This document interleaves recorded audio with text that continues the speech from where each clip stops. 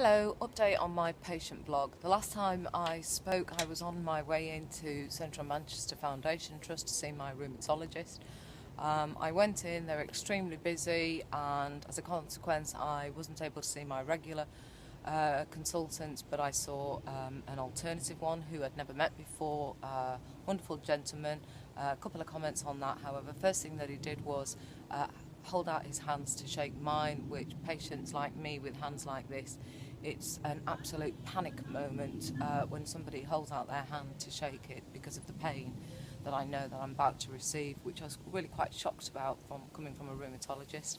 I sat down and he proceeded to ask me about my health, etc.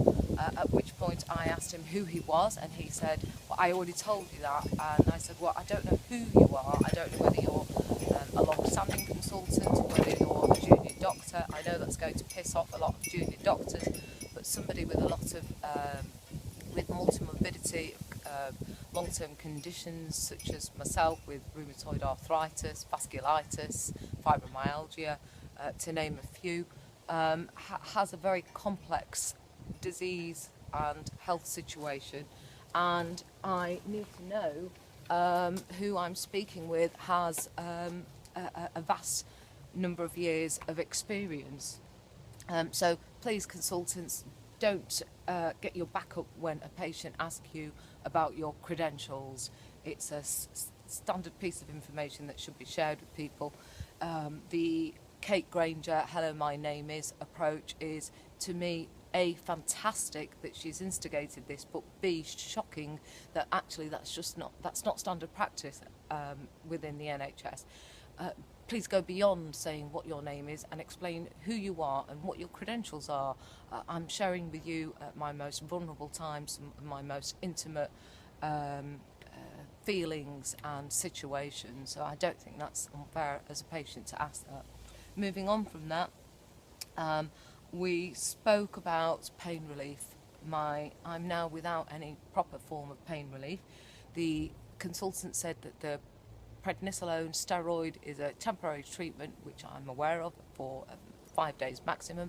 However, I begged him to prescribe me at least 30 days worth because I'm off to the Calais refugee camp, and I want to know that I'm going to be able to cope with the travelling and actually be able to be in a position where I can do some filming and some good work while I'm out there, which he's kindly done. He has, however, suggested putting me on some new pain relief, which I'm yet to hear about what that might be. I tried cocodamol and tramadol, and I can't spend my entire life with my head stuck down a toilet, which is what happens on those medications. The other alternative prior to that was morphine. Morphine is no good for people like me. I'm a single parent. I'm very mentally active, if nothing else.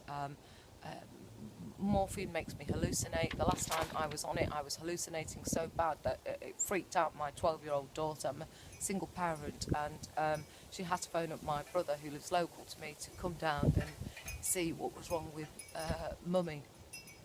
So I'm without any kind of pain relief, really, which brings me back to my comment in my previous vlog about paracetamol and the Cochrane evidence on its efficacy.